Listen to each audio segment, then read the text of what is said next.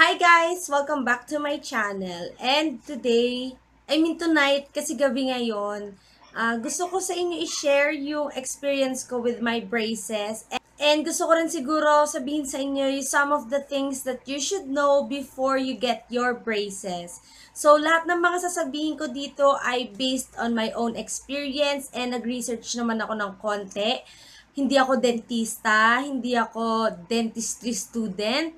So, wag niyo naman seryosohin talaga yung sinasabi ko kasi hindi naman ako expert, hindi ako professional, hindi ko to pinag-aralan in any way, hindi ko to profession, hindi ko to course. May nag-request kasi sa vlog ko, yung vlog ko na The Struggles of Having Braces. Gusto niyang magkaroon ako ng in-depth na review and sharing tungkol sa experience ko with braces.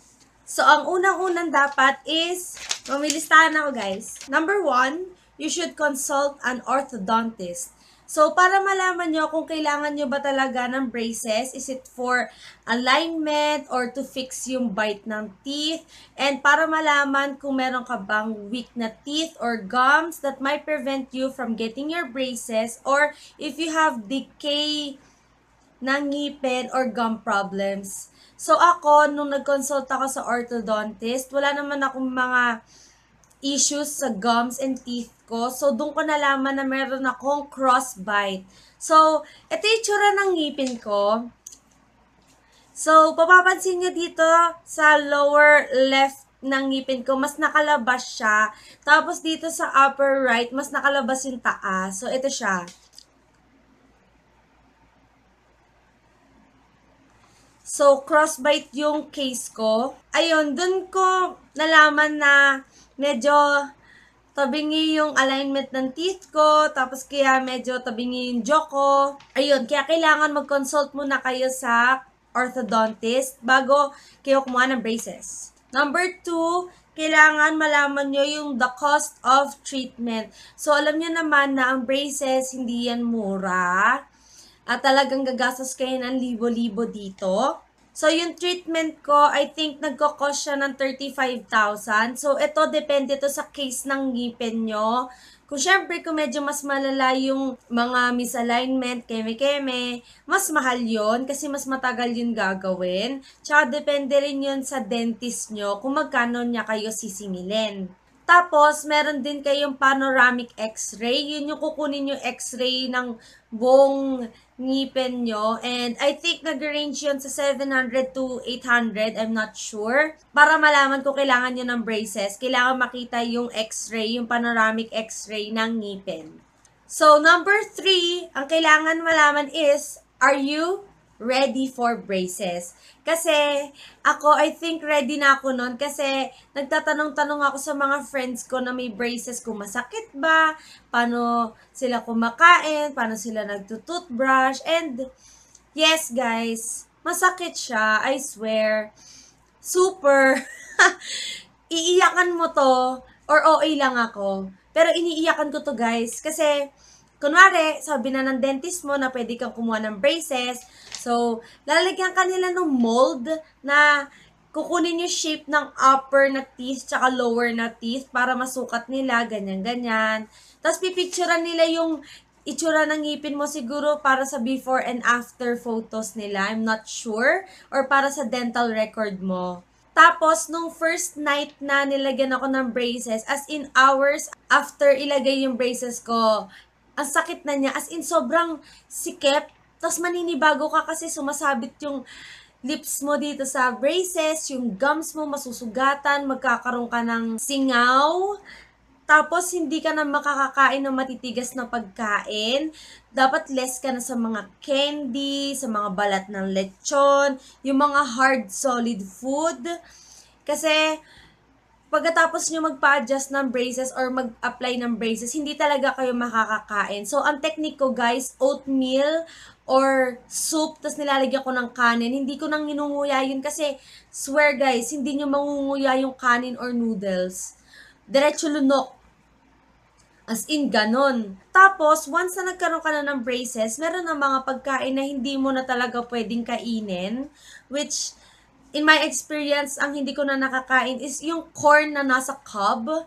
Yung ganon, hindi ko na siya makain kasi sumasabit yung braces ko and baka matanggal yung bracket ng yung bracket, ayan, yung bracket yan.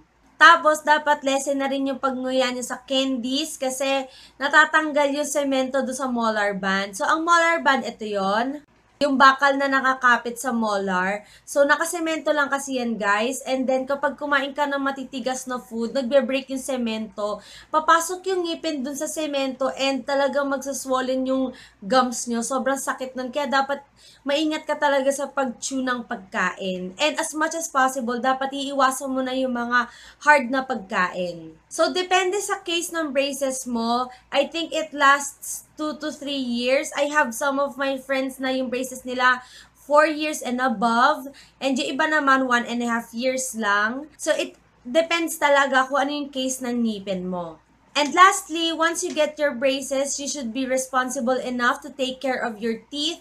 Kung kayo, maingat na kayo sa ngipin nyo before having your braces, kailangan doble-dobleng ingat kapag nagkaroon kayo ng braces kasi sobrang hirap mag-toothbrush. Lalo na pagkatapos kumain, talagang lahat ng butil ng kanin, lahat ng ulam, lahat ng kinain mo, sisiksik talaga siya.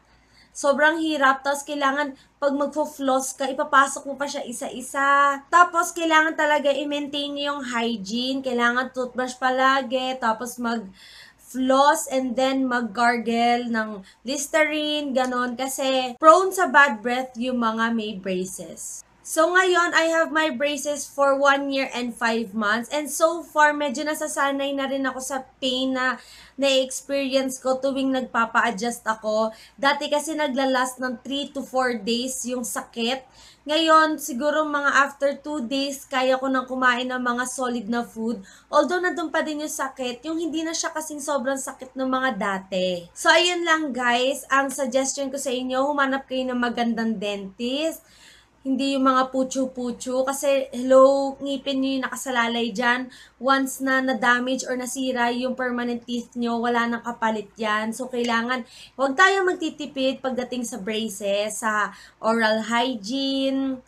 Basta pagdating sa health natin, dapat hindi natin tinitipid yung sarili natin. And also, do not lie to your orthodontist, guys. Kapag may tinanong siya, dapat honest tayo kasi, syempre, ina-analyze niya yung health ng gums, ng teeth, and all.